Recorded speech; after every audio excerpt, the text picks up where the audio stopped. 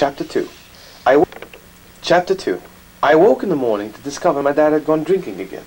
So, I took me shoe polish and went out into the street to look for customers. I got sidetracked when I went to the cemetery by the marsh. It is there that I took a bath. In the marsh, I mean. As I was naked, a fierce-looking man, a convict I supposed, grabbed me and brought me to another part of the cemetery. There, another convict was trying to saw off the iron on his leg with a tomato. It was working. Soon the iron was off and he started fighting the other man, so I quickly ran back to my clothes. Not finding them there, I just went to the church to confess my sins. The priest there pardoned me for any sins I had committed, which mainly involved masturbation and running around naked as I was now. "Pray for all the sinners, and pray that there is no war, for war is at hand with Japan," said the priest, whose name was Father Cook. I kicked him and went on my way. However, I thought more and more about the war, which seemed inevitable. I got home in the evening to find that my father was entertaining some company. "This is Mr. Pumblechook, the chimney sweep, and Mr. Wackoff, who is an unemployed bum," said me father. I introduced myself and, realizing I was naked, remained that way. I sat down to dinner, which was beans again.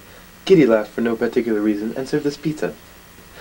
"Pimplechap, I have some rather exciting news," said Mr. Pumblechook, squeaking his voice as he said exciting, and the rest of the sentence. "As I was sweeping Miss Blabbership's chimney, she asked me if I knew any young boys who would entertain her. I said I didn't. However, I'm sure if you go uptown you'll find her house, and you can introduce yourself and say that you were sent by me." "How'll I know where she lives?" asked I. At that moment I farted. "She has the big mansion on the top of the hill. She's the richest woman in this county. You can't miss it," Mr. Wackoff proceeded to say. "Joe, you know where you can find me, so we can finish our business." He then left. What an odd but sexy man. The next day I walked to Miss Blabbersham's house alone.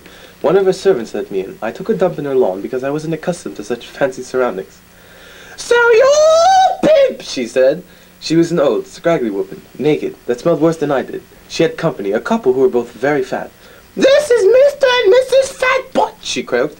"Come, entertain us." So I danced for them. I shined their shoes, but I stopped all my entertaining when a young girl came in. She was fat, wrinkly, bald, and stinky. She was the most beautiful creature I had ever seen.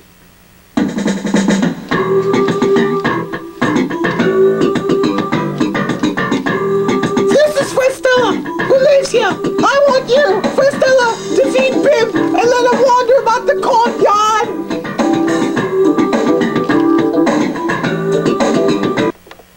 Frestella led me off outside and gave me some pizza, and then left me. I wandered about for quite some time.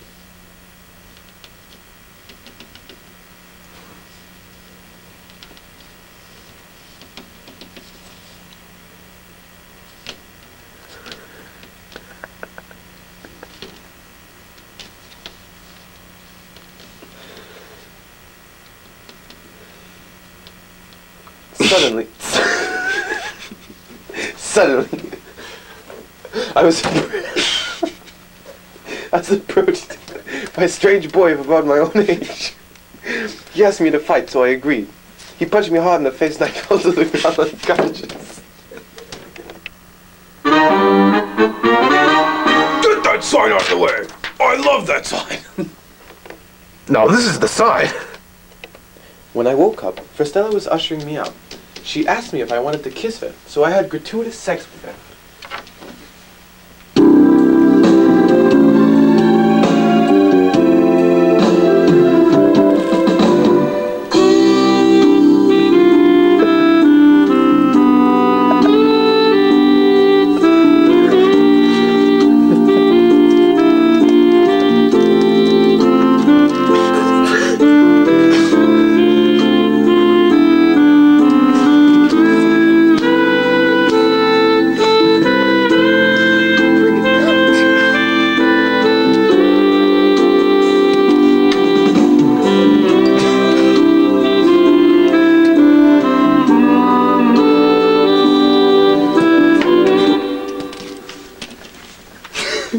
I soon left after that. Over the next few months, I attended her dreary home on a weekly basis. I learned that Mr. and Mrs. Fatbutt did not even exist, and in fact, they were figments of my imagination. Miss Blabisham was a bitter old widow enraged with the male species, and Frestella looked at me as an ingrate, but I still loved her. My father was getting progressively worse in health, so I asked the magistrate Williams for an arrangement with the doctor, as I was shining his shoes. Chapter 3. Doctor, you said there was an emergency? The doctor was obviously a homosexual. He came into my house accompanied by 2 nurses named Eliza and Bliza. Over the next year, the following were the basic actions. My father was in bed while the nurses and Giddy tended for him, and once a week the gay doctor would come to check up on him. I took up drinking at the local pub and continued my visits to Miss Blabisham. There I had learned that she was engaged to a porn star who left her for a can of mayonnaise. Mayonnaise! Each moment I spent with Frestella I hated because of her cruelty, yet how I longed for her to be mine.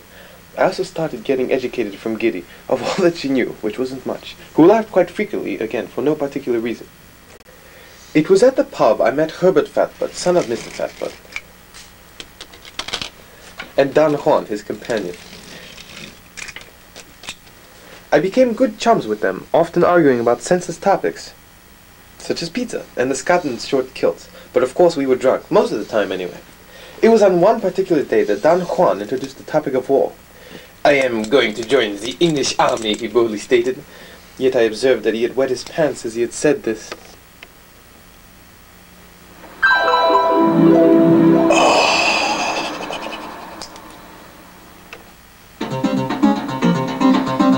I cannot, how you say, hold it in.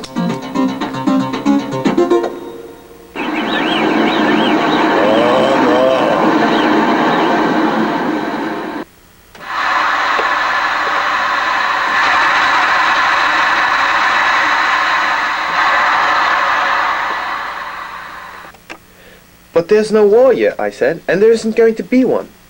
That's right, said Herbalicious, as we tended to call him. But if there is one, you will join me to fight the Japanese, right? Asked the dirty Spaniard. I will, stated Herbert. I declared I was not so sure. Although I had no particular interest in London, I certainly did not want to be slain by a Mr. Spagada. Just at that moment, the giant deluxe tally announced that Mr. Spuggerland had declared war on England. Oh, fish sticks, I was in quite the dilemma. We declare war on England. Okay. As I returned home, I went to my room, but overheard my father gurgling to someone. I eavesdropped, and soon learned that it was Mr. Wackoff. The conversation went as follows. So, are you in on the deal, or what? I don't know, replied my father.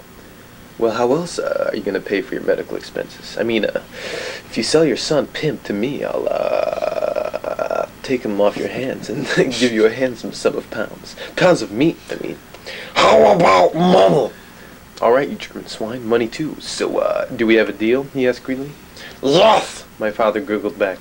I was taken aghast, so I pissed my pants. Although I was naked, my father would sell his son like a bloody human, which I was. It was clear now I would run away and join the army. I secretly wished Giddy goodbye, and thanked her for her education. She laughed at this. I also went to Miss Blavishams to tell her of my plans. At this she slapped my ass and sent me off.